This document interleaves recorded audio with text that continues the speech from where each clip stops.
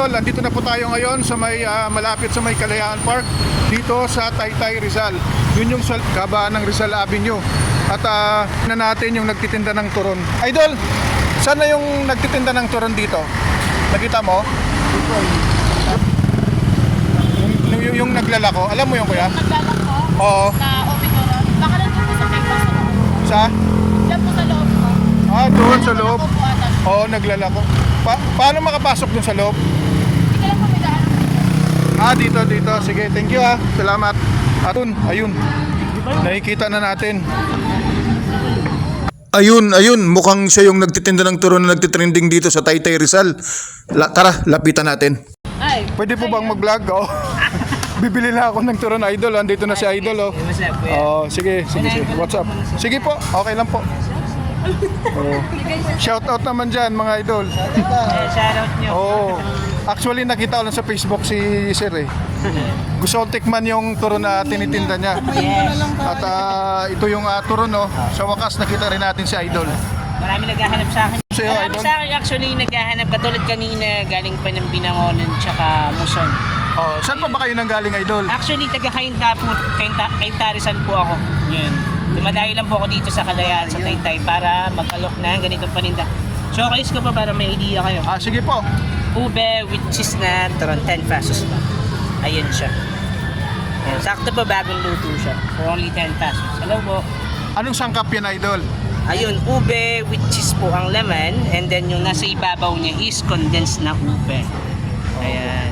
Kayo din po mismo yan, idol, yung naggumagawa? Yes po, sarili ko po siya. Ako talaga pong gumagawa lahat-lahat niya. Nagluluto, nagpe-prepare, and then namamalengke. Tapos tinda. Full product ako na yung lahat.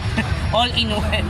Opo. At madali kayong lapitan na, idol, kasi maano kayo sa katawan. Neat Yes kayo. po. Kailangan kasi Bakit importante yan, idol? actually, dahil sa pagtinda, syempre kailangan physically fit ka, and then syempre kailangan mo rin aralin yung paano ay pag-usap ng maayos sa tao. Kasi sa pagtitinda ko kasi hindi naman tinda yung pakay ko, hindi rin pera. Ang akin lang, I'm just entertaining lang sa pagtitinda. Ang goal ko kasi maging consistent sa ginagawa, hindi ang pumera. Kasi kapag consistent ka, automatic bonus na lang yung pera. Nice. Very well said, idol. Yes.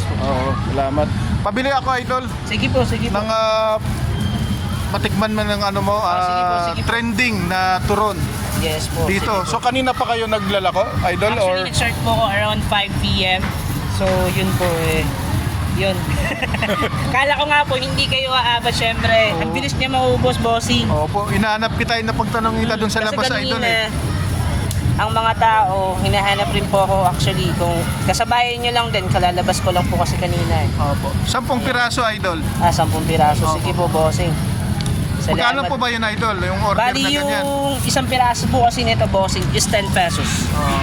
Sige, dalawang order, no? Opo, sige 10, po. 50, no? Bali 50 pesos po. Ang 5. At nag-trending ka doon, nakita ko doon sa may Facebook eh. Kaya sabi Yes ko, po. mukhang masarap eh. Kaya hanapin natin to Actually, at matry dito sa Kuya Dan Vlogs ito, idol. Yes. Hello po, shoutout po sa vlog ni Kuya. Supportahan niyo po siya sa vlog niya, follow niyo siya, and like and subscribe, and then share niyo rin yung mga ginagawa niyang vlog content. Peace out.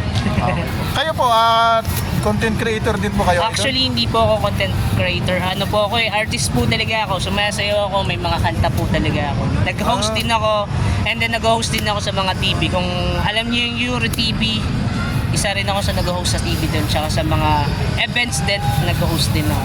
Sipag mo, idol, napunta ka sa food industry, no? Yes po. Kaya dapat all around.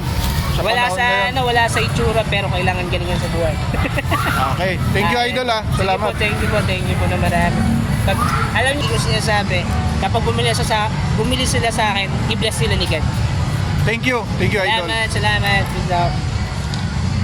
Sa ipad. Thank you, idol, at Thank i-vlog din you. natin yung iba. At least, sinishare mo pa yung iba. No, God bless you. Okay, thank you. Mga idol, at ito na po yung nabili nating ubi cheese na turon dito sa trending, dito sa Kalayaan Park, dito nga sa Taytay, Rizal.